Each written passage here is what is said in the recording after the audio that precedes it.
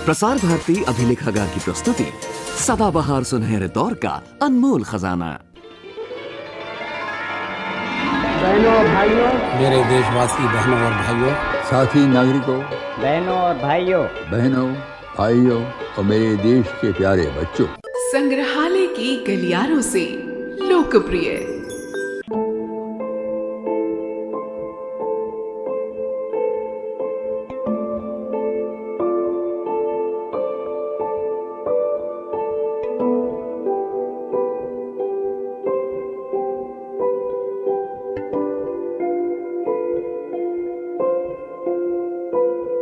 भारत के प्रथम राष्ट्रपति थे डॉक्टर राजेंद्र प्रसाद। लोग उन्हें अपनेपन से बाबू राजेंद्र प्रसाद कहते थे। उन्हें भारत के सर्वोच्च सम्मान भारत रत्न की उपाधि से सम्मानित किया गया। सुविचार: आध्यात्म को भौतिकता के ऊपर रखना चाहिए। धार्मिक एकरूपता के विषय पर डॉक्टर राजेंद्र प्रसाद: हमारे पूर्वजों ने सबके लिए एक सीमा बांधी, उस सीमा के अंदर ही रहना ठीक है, और वो सीमा यही है कि जहाँ भौतिक पदार्थ है उसको अध्यात्म के नीचे रखना चाहिए, अध्यात्म को ऊपर का स्थान देना चाहिए और भौतिक संपत्ति को उसके बाद का स्थान देना चाहिए। छोड़ना नहीं है, उसको नियंत्रित करके रखना, यही चीज। अब जब हम एक प्रकार से स्वतंत्र हो गए हैं, स्वराज्य हमको मिल गया है, जब सभी प्रकार की सुविधाएं हमारे अपने हाथों में हैं, जो चाहे हम कर सकते हैं, हम अपने उस अध्यात्म को पुनर्जीवित करेंगे, जागृत करेंगे और भी अधिक बलवान बनाएंगे, न कि उसको किसी तरह से हम कमजोर होने देंगे। जहाँ एक तरफ हम सब मिल करके आज इस काम में जुटे हुए हैं, लगे हुए हैं, किसी तरह से हमारी संपत्ति बढ़े, हमारा जीवन स्तर ऊंचा हो, दूसरी तरफ विनोबा हमको इस ओर भी आकर्षित करते हैं कि धन आवे, मगर धन पैर के नीचे रखने की चीज है, सर पर रखने की चीज नहीं है। और उसको पैर के नीचे रखो, उससे काम लो, मगर उसको अपने सर पर न बैठना। अगर वो सर पर बैठ गया तो एक ऐसा भूत होगा जिस भूत को कोई हटा नहीं सकेगा। और सारी दुनिया भी आज इस तरफ जा रही है, पहुंच रही है, क्योंकि सभी धर्मों का तो अंतिम शिक्षा यही है कि आध्यात्म जो है वही बड़ा है, भौतिक पदार्थ उसके मुकाबले में कुछ नहीं। सुविचार: जो मैं करता हूँ उन सभी भूमिकाओं के बारे में सावधान रहता हूँ। गांधी जी के प्रभाव में आकर वो स्वतंत्रता आंदोलन से जुड़ गए और नमक सत्याग्रह में हिस्सा लिया। उन्होंने सर्वोदय के सिद्धांतों के बारे में जनता को जागरूक किया। तो मैं तो ये मानता हूँ कि सर्वोदय का सारा काम ऐसा है जिसमें अगर हम सफलता चाहें तो हम सफलता तभी प्राप्त कर सकते हैं जब अपने ऊपर भरोसा करें, दूसरों के ऊपर न भरोसा करें। और दूसरे में मैं अपनी गवर्नमेंट को भी मानता हूँ। कोई अनहोनी चीज नहीं है, ये हम में से सभी कर सकते हैं थोड़ा बहुत, और यही देश की जरूरत है। सुविचार: मैं एक ऐसे पड़ाव पर हूँ जहाँ खुद की उम्र को बेहद अच्छी तरह समझता हूँ। गांधी जी के स्वच्छता अभियान का उन्होंने प्रचार किया। गांधी जयंती के पूर्ण अवसर पर अखिल भारतीय राष्ट्रीय स्वच्छता दिवस के आयोजन का मैं स्वागत करता हूँ। सार्वजनिक स्वास्थ्य और स्वच्छता में ऐसा घनिष्ठ संबंध है कि एक के बिना दूसरे की कल्पना करना कठिन है। क्योंकि इस आयोजन से लोगों का ध्यान पार्कों, स्मारकों और अन्य सार्वजनिक स्थानों को साफ सुथरा रखने की ओर केंद्रित होगा। मुझे आशा है इससे लोगों में स्वच्छता की भावना जागृत होगी, जिसके फलस्वरूप जनता के स्वास्थ्य में सुधार होगा। मैं राष्ट्रीय स्वच्छता दिवस आयोजन की सफलता की कामना करता हूँ। सुविचार: जो बात सिद्धांत में गलत है वो बात व्यवहार में भी सही नहीं है। कई मुद्दे सामाजिक जागरूकता के हैं, उनके लिए कानून की नहीं सामाजिक सुधार की आवश्यकता है।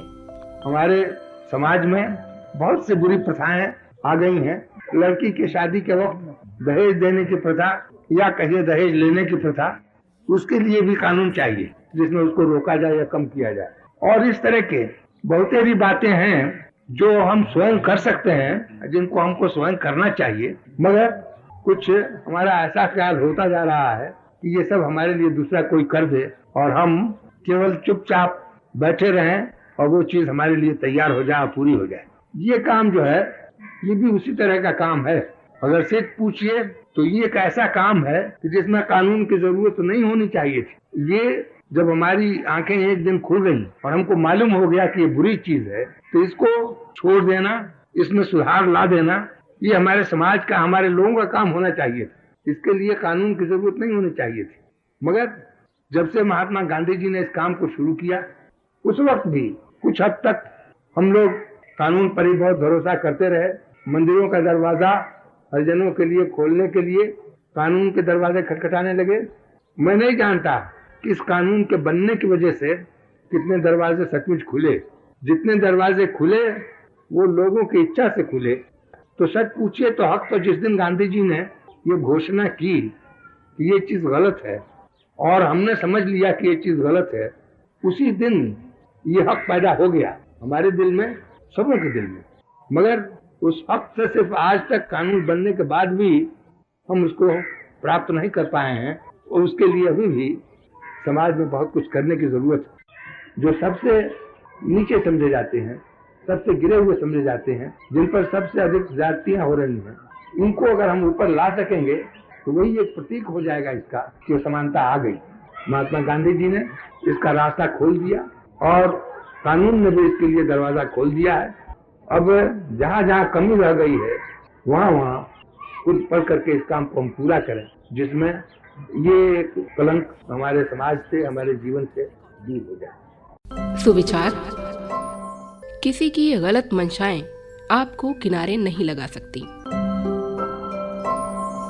नवयुवकों को स्वावलंबन का महत्व बताते हुए उन्होंने कहा, आपको सुनकर के आश्चर्य नहीं होना चाहिए, यद्यपि मैं जानता हूँ कि आपको आश्चर्य हो सकता है कि मैं एक ऐसे ओहदे पर हूँ जो सरकारी सबसे बड़ा ओहदा समझा जाता है। और मैं आपसे ये कहूँ कि आप सरकारी मदद पर ही भरोसा न करके अपने पैरों पर खड़ा होकर इस मसले को सुलझाओ, तभी ये ठीक तरह से सुलझ सकता है। आजकल चाहे जो भी काम होता है मैं देखता हूँ तो उसमें बहुत लोगों की आंखें सरकारी अफसरों की तरफ, सरकार की तरफ, सरकारी संस्थाओं की तरफ लगी रहती और उस प्रकार का स्वावलंबन जिस पर महात्मा गांधी जी जोर दिया करते थे और जिसके भरोसे ही हम स्वराज तक पहुंच सके, उसकी तरफ से कुछ ध्यान कम होता जा रहा है। एक छोटा स्कूल खोलना हो तो म्युनिसिपल बोर्ड के पास, डिस्ट्रिक्ट बोर्ड के पास, गवर्नमेंट के पास, इंस्पेक्टर के पास, जो अफसर है उनके पास पहुंचिए। एक गांव में छोटा सा नाला मरम्मत करना हो तो उसके लिए भी इनके दरवाजे जाइए, उनके दरवाजे जाइए। एक बारगी दूसरों पर भरोसा करना, ये एक तो मनुष्यत्व के ही खिलाफ। और इसमें पुरुषार्थ नहीं, पुरुषार्थ तो मुश्किलों को हल करना, जितनी कठिनाइयां आवे उन पर काबू पाना, पुरुषार्थ इसमें है। सुविचार। खुद पर उम्र को कभी हावी नहीं होने देना चाहिए। किसानों को अधिक उत्पादन के लिए प्रेरित करते हुए आपको ये भी मालूम होगा कि खेती में सुधार के लिए विज्ञान की सहायता से ढूंढ खोज और छानबीन भी देश के कई भागों में की जा रही है। उसके कारण बहुत सी नई और उपयोगी बातों का पता लगता है। यदि ये सब बातें किसानों तक पहुंचा दी जाएं और खेती के काम में उनसे पूरा लाभ उठाया जाए तो अनाज की फसलें बढ़िया होंगी और अन्न परिमाण में अधिक होगा। इसलिए इस काम पर भी बहुत जोर दिया जा रहा है, जिससे किसान विज्ञान की सारी छानबीन का पूरा लाभ उठा सकें। इसी उद्देश्य को सामने रखकर सरकार ने निश्चय किया है कि रबी की फसल ऐसे ढंग से बोई जाए और उसकी देखरेख इस तरह की जाए कि अधिक अनाज पैदा हो। यह काम अधिकतर किसानों का है।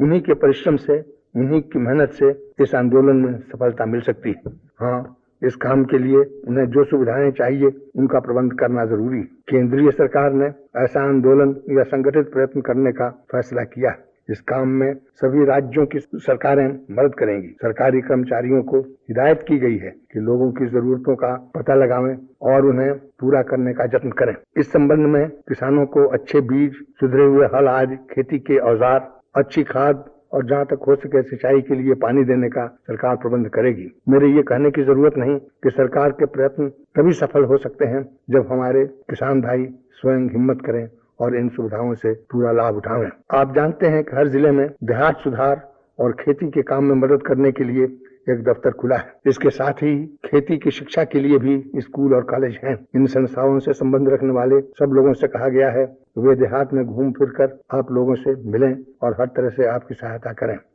सुविचार। हर किसी को अपनी उम्र के साथ सीखने के लिए खेलना चाहिए। बालकों के भविष्य सुधार संबंधित उनके विचार। बच्चों के कल्याण का सवाल हमारी शिक्षा और सार्वजनिक स्वास्थ्य की योजनाओं के अंतर्गत आता है, क्योंकि इन दोनों विभागों का संबंध बच्चों से भी है। हमारी शिक्षा और सार्वजनिक स्वास्थ्य की योजनाओं में बच्चों की समस्याओं पर विशेष ध्यान दिया जाना चाहिए। बहुत सी गैर सरकारी संस्थाएं भी हैं जो बाल कल्याण के काम में खास दिलचस्पी लेती हैं। इसलिए आवश्यकता इस बात की है कि सरकारी विभागों और गैर सरकारी संस्थाओं द्वारा बच्चों के सुधार और कल्याण संबंधी जो काम किया जा रहा है उसमें उचित एकीकरण या तालमेल हो।